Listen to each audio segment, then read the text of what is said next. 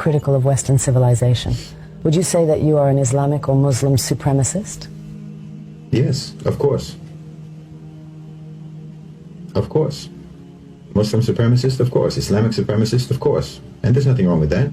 There's not a thing wrong with that. You're a Western supremacist. You believe in the supremacy of your values. You believe in the supremacy of your belief system. You believe in the supremacy of your belief system so much that you want the whole world to follow it. You try to force the entire world to follow your belief system because you believe it's so right. You came up with the, Universal Declaration of Human Rights. You took it upon yourself to decide what are the human rights for the entire human race. Well, all right, but I mean, That's supremacist. You believe that you have the authority, you have the right to decide what are the rights of human beings everywhere in the world forever. And your belief in your right to do that has been brutally manifest all around the world for centuries. Not for years, not for decades, for centuries. But the difference is that in Islam, to believe in the supremacy of Islam includes, one of the things that we believe in is that we don't have the right to compel you to follow our beliefs. But you don't have that. You absolutely believe that you have the right to compel others to follow your beliefs. And the entire 20th century, and forget that, the 19th century, and as long as anyone can remember, is testimony to the fact that you believe that you have every right in the world to force all of the people in the world to follow your belief system. You have the right to impose that on people. And people all over the world, in Africa, in Latin America, in Asia, in the Middle East, everywhere in the world can testify. You absolutely believe that you have the right to compel people through force, through invasion, through occupation, through colonialism, through imperialism, through extremely coercive economic policies. But Muslims, we don't believe that we have the right to impose that. We believe lakum dinukum waliya din. To you your way, to us our way. To you your deen, to you your belief system, your way of life, your lifestyle, your approach to the world, and to us ours. That's part of our belief. So our supremacist nature about Islam includes the fact that we don't have a right to compel you to follow our way.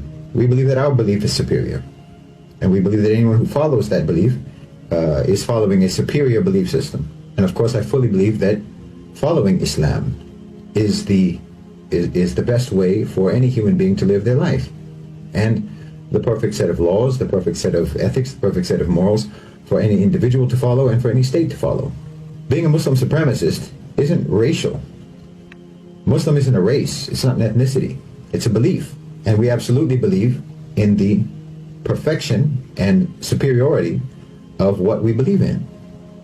We have absolute conviction about that, absolute commitment to that, certainty about that, yaqeen about that. But do you have that about yours? Do you have that conviction about yours? You're very busy trying to impose it all around the world, but when times get tough for you, your so-called enlightenment values go out the window, don't they? I mean, when there's too many diverse opinions in your society, then you start creating bureaus and departments in the government for combating so-called disinformation. Freedom of the press is out the window. When times get tough, you ban protests. You arrest people for protesting.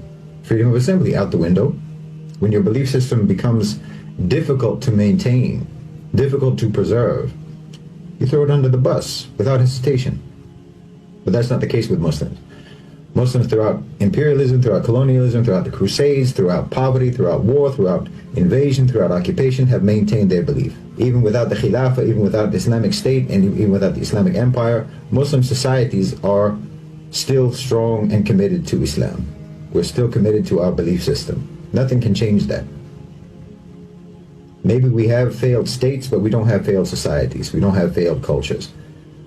Our governments may fall, but our people remain the same. Our people remain committed to the same values, to the same morals, to the same moral laws, regardless of whether there's a government over them to enforce that.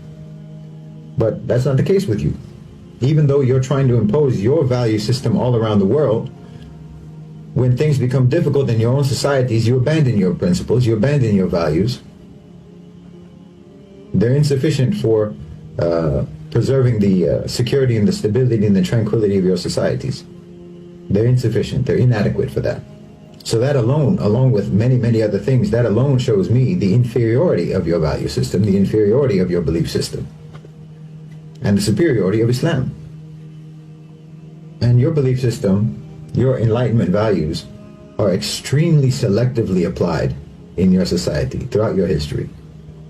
They apply to some people and not others. It's like in George Orwell's Animal Farm. Some people are more equal than others in your society. Your value system is not evenly applied. I mean, there's obvious examples everyone knows about. But just look at democracy, for example. You want democracy all around the world, supposedly. You say that you want democracy all around the world, so-called.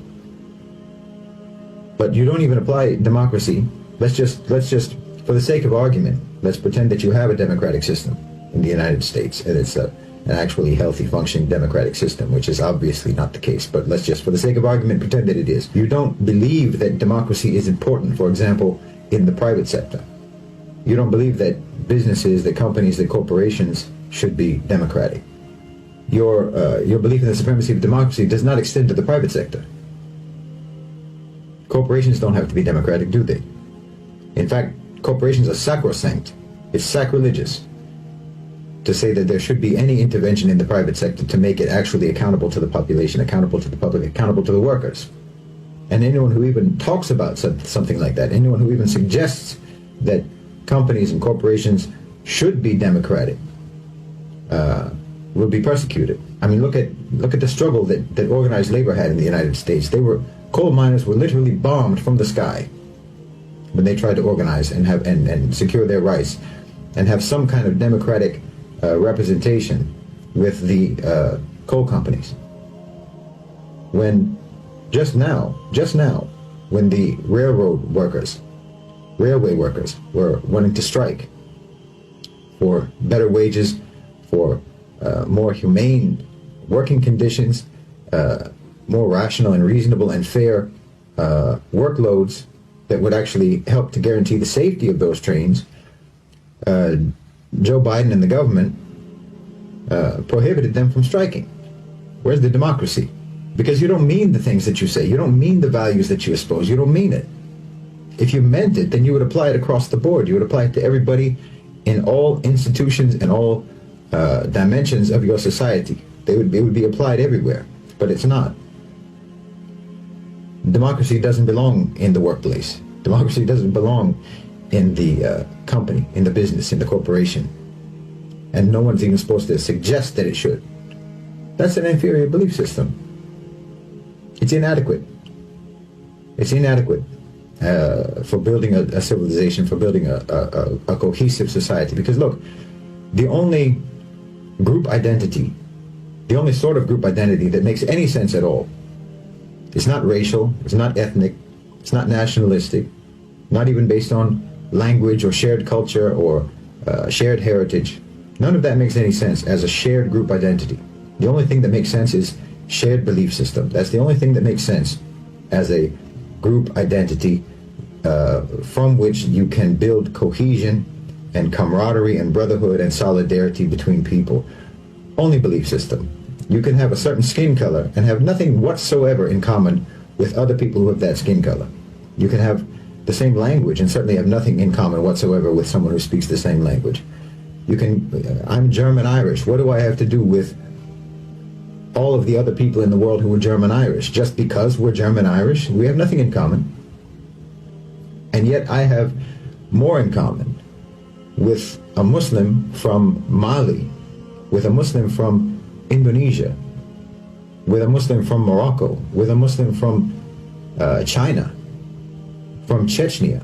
I have more in common with them immediately, instantly, effortlessly. We have the same frame of reference. We have the same moral code. We have the same belief. We admire the same people.